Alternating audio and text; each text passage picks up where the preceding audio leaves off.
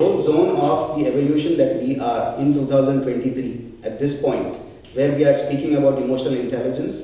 Now men need to be more into the feminine zone rather than the women's. Women are naturally born with feminine characteristics.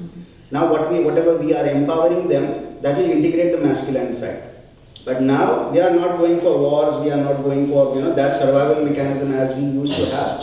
So now men need to move towards the feminine side. That's the necessity of the evolutionary process. Oh yeah, today's space of Yes. interaction is by far more. Otherwise you will notice, if you are pushing masculine into women's also, they will be depressed. And if you are pushing more masculine into men, then you will feel that they are more depressed than the women. Because now men need more feminine characteristics and feminine environment around them. Gentleness from the mothers. That's where the responsibility of the mother is also 3 times more than the father. So that's where the influence of the mother that is there on the child, that's 3 times more than the father. I mean, psychologically, physiologically, the whole biochemicals that shifts in the body, it follows the same formula. If this is disbalance, then you will see the disbalance in the behavior, in personality. You will notice that. So the next emptiness, as I mentioned, that was a pleasure from 3 to 5, starting from the taste to it will develop into sexual, pleasures, and then the pleasure towards whatever I want or I desire. Those things will develop as you grow up. The next zone is the sense of control. The sense of control is developed, it's a bridge between 5 to 7 and 7 to 13. That's where the whole sense of control develops in children. In this age, if you simply allow them or create a sense of control for them, giving them as simple as a pet, where they feel like, okay, I'm in control of this pet, or a plant, or anything that they feel like, oh, I have control over this, will settle down that emptiness of sense of control. Otherwise, on the other hand, you might feel like children are dictated more from the school or from different kind of environments wherever they go. If they feel the sense of control over them is more, then they are in control, then you will feel that, you will know that there will be a behavioral and a personality disorder in children, which will be initially noticed as learning difficulties, and it will develop into different personality disorders. Why they need that work-life balance? Do you understand that? Why it is needed now? Why it is a disbalance there in work and life, or whatever it is? There is a disbalance. The whole reason of that disbalance is the whole thing that you have studied all the way, and what you are experiencing at the workplace is not resonant at all. It's inhibitory process. It's inhibitions that you have learned, it's inhibitions, another layer of inhibitions that you are applying in the workplace. That's why they need that emotional intelligence training to remove those inhibitions most of the time. Yeah. I mean, I absolutely acknowledge and understand that this will never end, these discussions, because it needs individual attention and individual issues to come up to the surface. But of course, it's an inhibitory process. Whatever disbalance that we are feeling, it's inhibitions that we have learned all the way, and inhibitions that we are feeling at the job. That's where we need that balance. So it's again a mother's responsibility to create a zone where you are creating that whole environment that child is acknowledging that I am receiving the love. That could be in form of that hugs that a child needs. Most of the time in many cultures I have seen, if the child, boy child, if he goes to hug the mother or the father, they are literally, what are you doing? Just be strong. Yeah, or don't cry. Don't cry. Be a man. All those things will create disbalance. They will have a sense of, I am not receiving love. And love is such a dimension, it's just like that amount in your bank. If you have it, you will give it. If you don't have it, you cannot give it. As simple as that. I see a whole lot of couples who are coming and they say that, I don't know what, we were attracted, but I cannot give love to my partner and spouse now. Because they don't have it to give it. Love is this kind of dimension. If you have it, you will give it. Generating love is a totally different phenomenon. Then you have to literally go through a spiritual process to generate that. Otherwise, basically for any common human being, love needs to be there from the parents, from the mother, from the caretakers, from whoever, the joint family, the structures that we used to live in before. The love received and stored can be given easily. Otherwise, it's an effort zone. Of course, possibility is there that you can train yourself and you can give love, but basically that's the emptiness zone if the love is not integrated. So the zone of power is developed from the age of 13 to 18. And it differs from generation to generation, geographical location to geographical location, as per the exposure to the children. Basically, it's a teenage zone. What do you mean by the zone of power? Power is, it's multidimensional. The power that they are feeling in their muscles as they are growing up. The physical power. Physical power. Plus, the sense of control goes with that. With that power, what control they are receiving. Now that power, through the parents or the caretakers or the schools, that's the responsibility or the responsible zone. They should literally, it's just like a hot iron. Literally a potential, whatever you create. It's a responsibility of a teacher or a parent or a caretaker or whoever it is. If it is left to them, they won't know it. So that's the zone between 13 to 18. Generally, people think that they won't listen in this zone. They are simply having the power, which is the physical power which is going, and they don't consider their father as a higher authority on them or the mother as the higher authority, because somehow they learned that we know more than them. So the power, as I was mentioning, that's the zone. If emptiness remains, again, the same. All these things, as I am mentioning, if the emptiness remains, it will give you the same discomfort as something is empty, it needs to be fulfilled, and you won't be allowed to move to the next level. As in, to be creative, to be productive, you have to first deal with that. Now the beautifying, nurturing and love goes hand in hand. It's just like that gardener. If you look at a gardener, what gardener does is he beautifies the garden. He nurtures the garden and he stays committed to nurture and beautify that. That's the zone of beauty, nurturing and staying committed to beautify and nurture that child. That is your responsibility. That's very, very essential. So it's a responsibility of a gardener, isn't it? If you look at a simple gardener, he will be committed. That's the first point. The problem that I see with today's generation, they are literally running away from this commitment. Because they have never seen that commitment in their lives. Nobody was committed to them. Mother was working somewhere, father was somewhere, and then somebody, whoever was there, they were not mother and father. They won't have that intense engagement with them.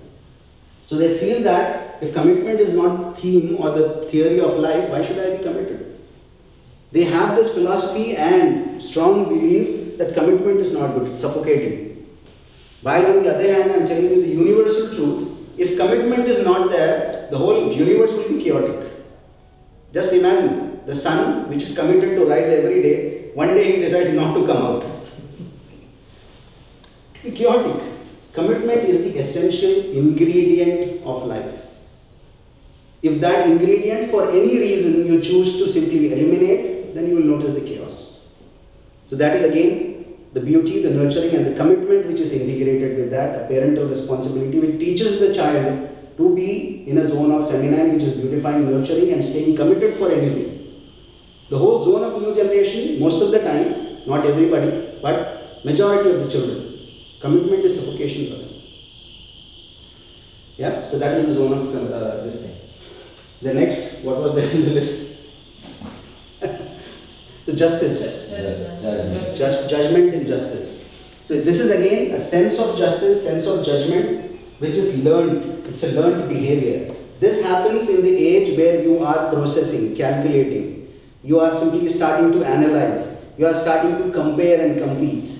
When this sense develops in life, you will simply notice that the sense of justice and judgment will come. As I was mentioning, in Gurukul system, it is very strictly followed that by the age of 12, they don't allow children or they don't allow them to listen to this word competition, comparison. They say that you are an individual and you have these qualities, you have these specialities, let's develop this. And that's the responsibility of the teacher to simply access the qualities and develop those, enhance those qualities. Not the responsibility of the individual.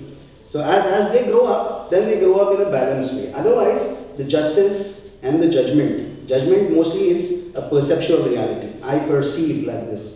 I perceive this as a pain. I perceive this as a pleasure. I perceive this as whatever you label it. So this perceptual reality is developed from that sense of judgment and justice, which is developed by the age of 20. It is fully developed and settled down.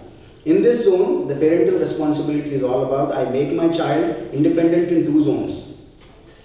The first zone is emotional expression. So he should be given the time and space to express his emotions. The parents should literally check the children. Is there anything that you want to share, say, express emotionally? If something wrong is happening at the school or within the parental zone, whatever it is, the caretakers or whoever are there around them, it is the zone where they are independent emotionally and they are able to settle down the financial freedom by the age of 20. So they are trained. So financial freedom, emotional freedom. This should be generated, created, developed, settled down by the age of 20. How can they do that, the financial freedom? Training, giving them financial education, starting from the age of 14, 15. See, these are the engagements that you engage children with. Right from the age of 15, 17, if you engage them in the financial education, you will notice that there will be no disbalance. They are engaged, they are understanding, they are calculating, they are analyzing. If there is any spike of the biochemicals in the body, it can be fully handled. If there is any spike in behavior or the personality, it can be addressed, it can be handled. It's just about being mindful. Parents being mindful. Or whoever is taking care, they being mindful. The beautiful system in Finland, the Bodrov system, they have applied this in the schools. They literally follow this as a school curriculum. And they have the best education system. Yes. So they have applied this. Teachers too. Sorry? They have the highest paid teachers as well. So the quality of education and the development of children that happens there, and the personalities that they become, the behaviors that they have. I have, my colleagues studied from there. They are therapists and doctors. If you look at them, you will say these are saints. They are normal people. Most of the time, people are shocked. How can you be so calm? We haven't learned those things which make us chaotic. It's a learned mechanism. Whatever you have learned is vibrating in you. Yeah? Clear till here? And the last point is divine. This divine connection should be developed the moment you are developing your senses or you are perceiving the realities from the children. The connection to divine is very, very necessary. It's not only that it's necessary, it's actually the essential element of evolutionary process. I deal with a lot of people who are having emotional disturbances and they have suicidal tendencies. I have conducted a research myself where the people who are having suicidal tendencies, they don't have a concept of divine in their lives. They are either atheists, they are either something or else, and they have a very vivid or confused concept towards divine. They don't know who to connect to. They don't know who is there, who they need to attach or connect. Now the quality of the divine can be the qualities of a mother and a father. Those qualities are non-judgmental approach towards children. Because if you look at God, who has created us, He doesn't judge you at the moment. Not only that He doesn't judge you, He knows your weaknesses in the personality, in the biochemistry, in the body and everything in the behavior. He knows why you are behaving however you are behaving. So He doesn't judge you. He doesn't punish you on the point, you behaved like this, now boom. He can do it, isn't it? He can switch off the breath like that, but He doesn't do it. Same qualities a parent can integrate. They can integrate that system wherein they are non-judgmental towards children. Because that's a divine quality. Yes, but when you have like brother and sister, but you have the same parents, but why sometimes it's like you're completely different. That's because of the sensitivity. The mistake that happens with the parents is not to recognize the sensitivity of the child. Every child is born differently sensitive. It's a very deep topic, I absolutely acknowledge that. Every child is born differently sensitive. So their sensitivities needs to be addressed accordingly. One child might be he need 10 hugs a day. Another child might not need that. A mother and a father needs to recognize that. How sensitive the child is and accordingly need to give the cues of the parenting. That's why you will notice many of the parents comes and tells me, we are very just in parenting, we treat all the child in the same way. No injustice. If he is getting this toy, everybody will get the same toy. The other one doesn't like the toy. He feels like this is injustice to me. I need something else. And that child is hurt emotionally. Parents needs to acknowledge this. Most of the time they are very proud that we do justice between all the children. That's the mistake most of the time. And then the children goes into different behavioral disorders then. Because they feel like this is injustice. They don't understand me. The sense of trust, the sense of dependence will simply be broken.